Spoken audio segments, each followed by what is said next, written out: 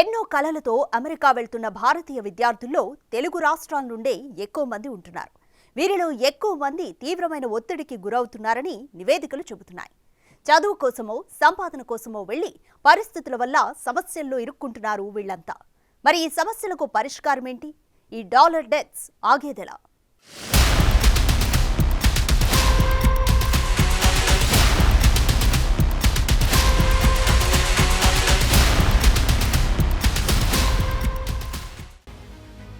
అమెరికాలో భారతీయ సంతతికి చెందిన విద్యార్థుల మరణాలు తీవ్రమైన చర్చకు కారణమవుతున్నాయి. ముఖ్యంగా మరణాలకు స్పష్టమైన కారణాలు తెలియకపోవటం మరింతగా ఆందోళన కలిగిస్తున్న అంశం. అయితే యునైటెడ్ స్టేట్స్లో భారతీయ కమ్యూనిటీకి తగినంత మీడియా కవరేజ్ లభించకపోవటం వల్ల అక్కడి పోలీసులు సరిగ్గా దర్యాప్తు చేయరనే వాదనలు కూడా ఉన్నాయి. యుఎస్ నిధులు సమకూర్చే ఓపెన్ డోర్స్ రిపోర్టు ప్రకారం 2022-23 విద్యా సంవత్సరంలో యుఎస్ వెళ్లిన భారతీయ విద్యార్థుల సంఖ్య 2,68,923. ఇది ఆల్ టైమ్ హై అని నివేదిక వెల్లడించింది. మొత్తం యుఎస్ విద్యార్థి వీసా దరఖాస్తుదారుల్లో భారతీయులు 20% మంది ఉన్నారని రిపోర్ట్ చెబుతోంది.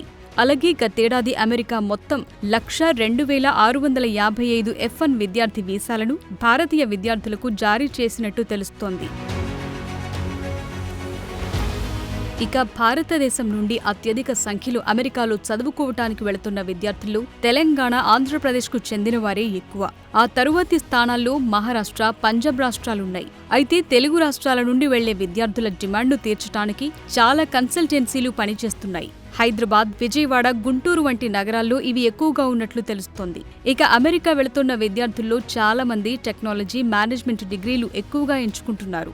విద్యార్థులు పెన్సిల్వేనియా, మిన్నెసోటా, టెక్సాస్ వంటి నగరాల్లో తెలుగు మాట్లాడే కమ్యూనిటీలున్న ప్రాంతాల్లో ఉండటానికి ఇష్టపడుతున్నట్లు తెలుస్తోంది. ఇక గతేడాది అమెరికా వెళ్లిన ప్రతి 1000 మంది విద్యార్థుల్లో కనీసం 40% మంది బ్యాంకుల నుంచి విద్యా రుణాలు తీసుకున్నారు. చాలా మంది వడ్డీ వ్యాపారుల నుండి కూడా రుణాలు తీసుకుంటున్న పరిస్థితి ఉంది. అయితే అమెరికా చేరుకున్న తరువాత చాలా మంది విద్యార్థులు ఆర్థిక ఇబ్బందులను ఎదుర్కొంటున్నట్లు నివేదికలు వెల్లడిస్తున్నాయి. వాస్తవానికి F1 వీసా హోల్డర్లు పనిచేయటం నిషేధించబడ్డాయి. అయితే ఈ వీసాలతో అమెరికా వెళ్లిన చాలా మంది తెలుగు రాష్ట్రాల విద్యార్థుల్లో ఎక్కువగా గుర్తింపు పొందని యూనివర్సిటీలో చదువుకుంటూ ఏదో ఒక ఉద్యోగాలు చేస్తున్నారని నివేదికలు చెప్తున్నాయి. ఈ యూనివర్సిటీలు రెగ్యులర్ తరగతులు నిర్వహించవు గనుక విద్యార్థులు డిపార్ట్మెంట్ స్టోర్లు, గ్యాస్ స్టేషన్లు, పిజ్జా షాపులు, కిరాణా దుకాణాల్లో అక్రమంగా, అనధికారికంగా పనిచేస్తున్నట్లు తెలుస్తోంది. దీని ద్వారా వారు నేరాల బారిన పడుతున్నారని నిపుణులు చెప్తున్నారు. కొంతమంది భారతీయ విద్యార్థులు యుఎస్కు వచ్చిన తర్వాత యూనివర్సిటీలు మార్చుకోవటం, తల్లిదండ్రులకు చెప్పకుండా పనిచేయటం వంటివి చేస్తున్నారని ఆరోపణ ఉంది. ఇక చాలా మంది భారతీయ విద్యార్థులు చట్టపరమైన ఉపాధి కోసం, H1B వీసా కోసం దరఖాస్తు చేసుకోవాలని చూస్తున్నారు. అయితే ఇటీవలి సంవత్సరాల్లో దరఖాస్తుల పెరుగుదల, పరిమిత కోటాల కారణంగా ఈ వీసా పొందటం చాలా కష్టంగా మారింది. ఇక 2024 ఆర్థిక సంవత్సరానికి బ్యాచిలర్ స్థాయి డిగ్రీలకు 65,000 H1B వీసా క్యాప్, అడ్వాన్స్డ్ డిగ్రీలకు 20,000 క్యాప్ పూర్తయినట్లు తెలుస్తోంది. ఇంతటి ఒత్తిడి మధ్య అమెరికా వెళుతున్న విద్యార్థులు కష్టమైన, నష్టమైన అక్కడే ఏదో ఒకటి చేసుకుంటూ ఉండటం, దాంతో రకరకాల ఇబ్బందులను ఎదుర్కొంటున్నట్లు నిపుణులు చెప్తున్నారు.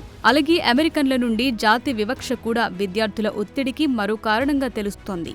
ఇటీవలి సంవత్సరాల్లో అమెరికాలోని భారతీయ విద్యార్థులలో తలెత్తిన తీవ్రమైన సమస్య డ్రగ్స్ వినియోగం. నివేదిక ప్రకారం చాలా మంది భారతీయ విద్యార్థులు MDMA, ఫెంటానిల్ వంటి సింథటిక్ ఓపియాయిడ్ డ్రగ్స్ కు బానిసలవుతున్నట్లు తెలుస్తోంది. దీంతో చౌకగా దొరికే డ్రగ్స్ నకిలీ వెర్షన్లను కొనుగోలు చేసి కూడా ప్రాణాల మీదకు తెచ్చుకుంటున్నారు. డ్రగ్స్ వాడకంతో మానసిక అనారోగ్యంతో పాటు రకరకాల వ్యాధుల బారిన పడుతున్నారని తెలుస్తోంది. అమెరికా కలలు కని అక్కడకు వెళ్లిన భారతీయ విద్యార్థులు కొన్ని విశ్వవిద్యాలయాలు, కన్సల్టెంట్ల తప్పుడు వాగ్దానాల వల్ల పలు ఇబ్బందుల్లో పడుతున్నట్లు కూడా నిపుణులు హెచ్చరిస్తున్నారు. వారు కన్న కలలు చెదిరిపోయినప్పుడు విద్యార్థులు బతకటం కోసం చట్టవిరుద్ధమైన ఉద్యోగాల్లో చేరటం, ఆవేశంలో మద్యానికి, డ్రగ్స్కు బానిసలవుతున్నట్టు తెలుస్తోంది.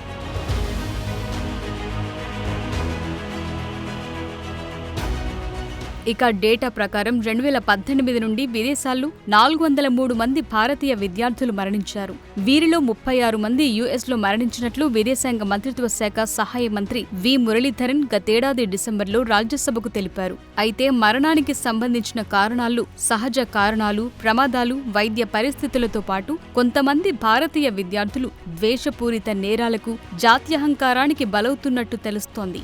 ఓ నివేదిక ప్రకారం యుఎస్లోని భారతీయ విద్యార్థులు ఒంటరిగా ప్రయాణం చేయటానికి భయపడుతున్నారని తెలుస్తోంది. ఇక 2017 నుండి జరిపిన ఒక అధ్యయనంలో కూడా యుఎస్లోని భారతీయ విద్యార్థులు అధిక స్థాయి ఆందోళన కలిగి ఉన్నారని, వారిలో ఎక్కువ మంది వారి భౌతిక భద్రత గురించి ఆందోళన చెందుతున్నారని తేలింది. ఈ పరిణామాల మధ్య అమెరికాలో విద్యార్థుల భద్రత కోసం పలు సంస్థలు కూడా పనిచేస్తున్నాయి. వాలంటీర్ ఆధారిత లాభాపేక్ష లేని సంస్థ టీమ్ ఎయిడ్ లాంటి సంస్థలతో పాటు అమెరికాలోని భారతీయ కమ్యూనిటీలు కూడా ఒత్తిడితో ఉన్న విద్యార్థులకు సహాయం చేయటానికి పలు కార్యక్రమాలను నిర్వహిస్తున్నారు. భారతీయ విద్యార్థులు, ఉద్యోగులతో సహా భారతీయ వలసదారులకు భద్రతను నిర్ధారించే లక్ష్యంతో మార్గదర్శకత్వం, మద్దతు అందిస్తున్నారు. అలాగే జాత్యహంకారం, వివక్ష, హింసను ఎదుర్కోవటంలో సహాయం చేస్తున్నారు.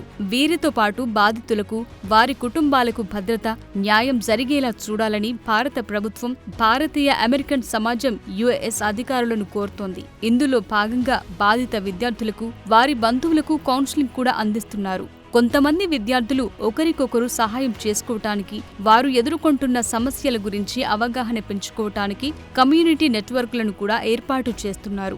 ముఖ్యంగా విద్యార్థులు తమను తాము రిస్కులో పెట్టుకోవద్దని, చట్టవిరుద్ధమైన ప్రమాదకర ఉద్యోగాలను చేపట్టకూడదని పలు సంస్థలు సూచిస్తున్నాయి. అలాగే వృద్ధికి అవకాశమున్న భారతదేశంలో కూడా అవకాశాల కోసం వెతకాలని నిపుణులు సూచిస్తున్నారు.